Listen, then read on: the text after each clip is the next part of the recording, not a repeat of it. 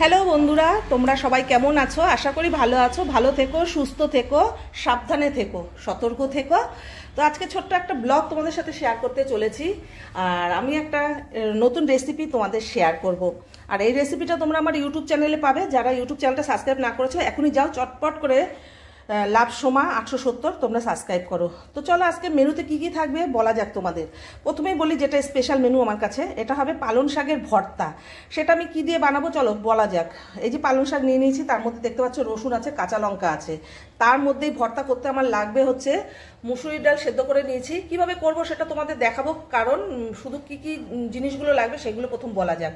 তো পালং শাক আছে, এর ভিতর কাঁচা লঙ্কা আছে, মুসুরির ডালটা সেদ্ধ করে রেখেছি, লাগবে চিংড়ি মাছ, আর লাগবে আমার দু রকমভাবে এখানে পেঁয়াজ কাটা। তোমরা বুঝতে পারছো কিনা বুঝতে পারছি না, কারণ এখানে দু রকম পেঁয়াজ আছে। যে এই পেঁয়াজগুলো আমার ছাড়িয়ে নিতে হবে, কোয়াগুলো ছাড়িয়ে নিতে হবে। আর এখানে আছে কুচানো পেঁয়াজ।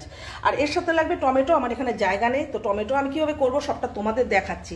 তো থাকবে পালং শাকের ভর্তা, আর ভোলা মাছ রান্না করব আজকে। এই আলু দিয়ে পেঁয়াজ কালি দিয়ে ভোলা মাছ রান্না করব। আর এখানে আছে পালং শাকের সেই ডাটা দিয়ে, আলু দিয়ে, কুমড়ো, বেগুন টেগুন, কপি টপি দিয়ে একটা ঘ্যাট রান্না করব। তো আজকে এই হলো আজকে মেনু থাকবে। আর এর সাথে কি থাকবে চলো সবটাই তোমাদের দেখাচ্ছি। তার আগে একটু খেয়ে নিলাম চা, চার বাসন এখনো ধোয়া হয়নি, ধোবো। তো চলো রান্নাটা স্টার্ট করি, মূল রান্নায় আসা যাক। তো এই হলো গুছিয়ে কেটে বেটে ধুয়ে নিয়ে একা, বুঝতেই তো পারছো।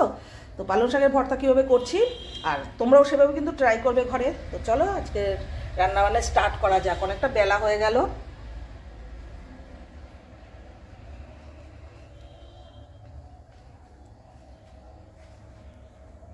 তো বন্ধুরা, পালং শাক ভর্তার জন্য দেখো এটার মধ্যে কিন্তু সর্ষের তেল দিয়ে করতে হবে। আমি সর্ষের তেলটা গরম করে নিয়েছি। আর এই যে এই পেঁয়াজগুলো দেখতে পাচ্ছ, এখন প্রথমে ভেজে নেবো এই পেঁয়াজগুলো।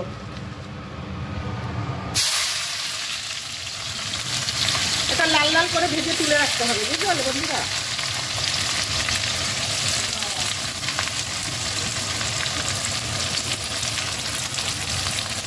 এটা বেশ লাল লাল করে ভেজে উঠাতে হবে। আর ওইদিকে চিংড়ি মাছটা নুন হলুদ দিয়ে মেখে রেখেছি ভর্তার জন্য যে আমার লাগবে।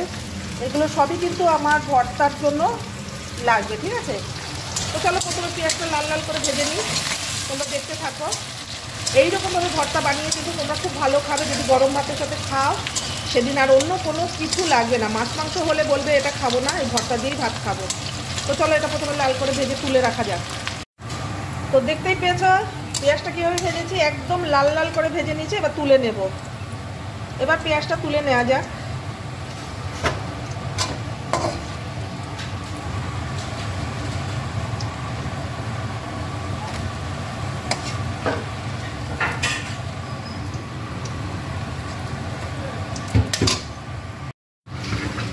এই যে ভেজে নিয়েছি, এবার ভাজবো বন্ধুরা। এই যে এই পেঁয়াজটা, এটা বেশি লাল করে ভাজা হবে না, এটা হালকা করে ভেজে নেওয়া যাক। এই পেঁয়াজটা হালকা করে একটু ভেজে নেব, এটা বেশি কড়া করে ভাজবো না। তো চলো এটাও ভেজে নিয়ে আসি।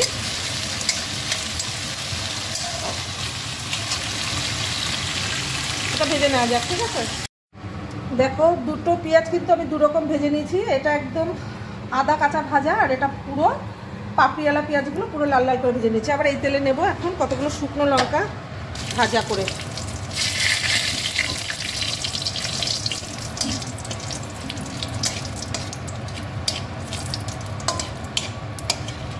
তাহলে শুকনো লঙ্কাগুলো তুলে নেওয়া যাক।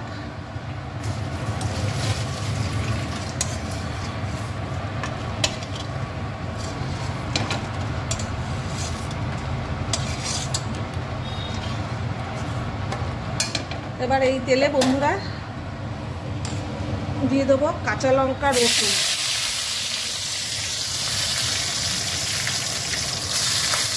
কাঁচা লঙ্কা, রসুন আর এই টমেটোটা, বুঝলে।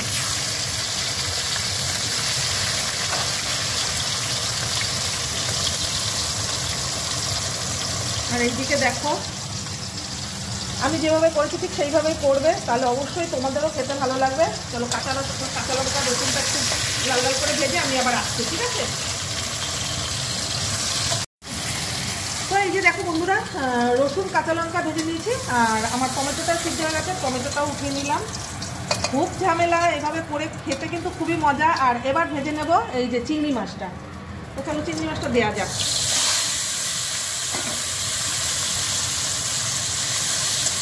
চিংড়ি মাছটা একটু ভেজে নিই। তো চলো চিংড়ি মাছটা ভেজে আবারও আমি ফিরে আসছি।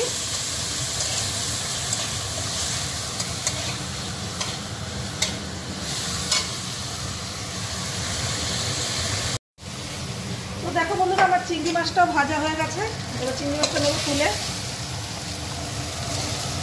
এভাবে কিন্তু তোমরা অবশ্যই ভর্তাটা বানিয়ে খেও, আশা করি অনেক অনেক অনেক ভালো লাগবে। এবার চিংড়ি মাছটা ভেজে তুলে নেওয়ার পরে কী করবো বলো তো, শুকনো করে মুসুরির ডালটা ভেজে নেব। ডালটা দিয়ে দিলাম।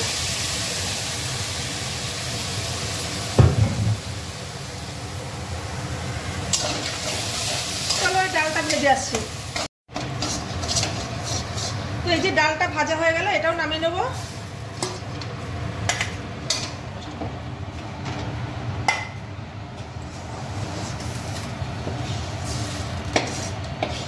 আর এবার দিয়ে দেবো এটার মধ্যে পালং শাকটা, যেন পালং শাকে একটুও জল না থাকে বন্ধুরা। আমি পুরো কিন্তু জলটা ঝরিয়ে নিয়েছি।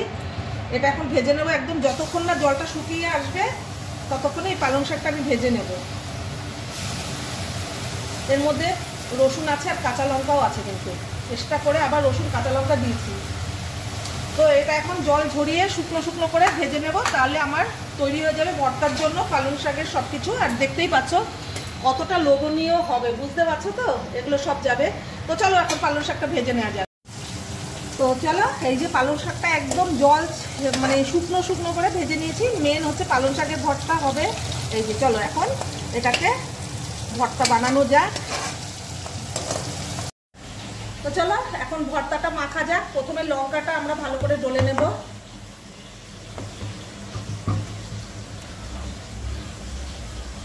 এবার তার সাথে চিংড়ি মাছটা ডলবো।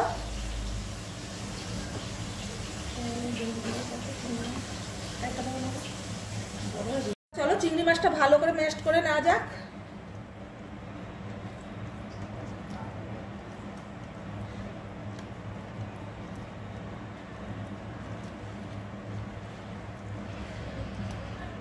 এবার এর সাথে রসুন পেঁয়াজগুলো আমরা একটু চটকে নিই।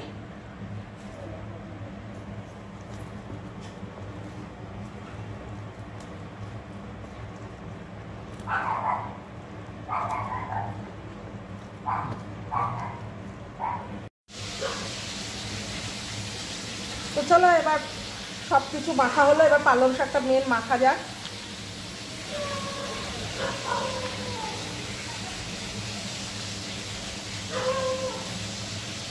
গরম না?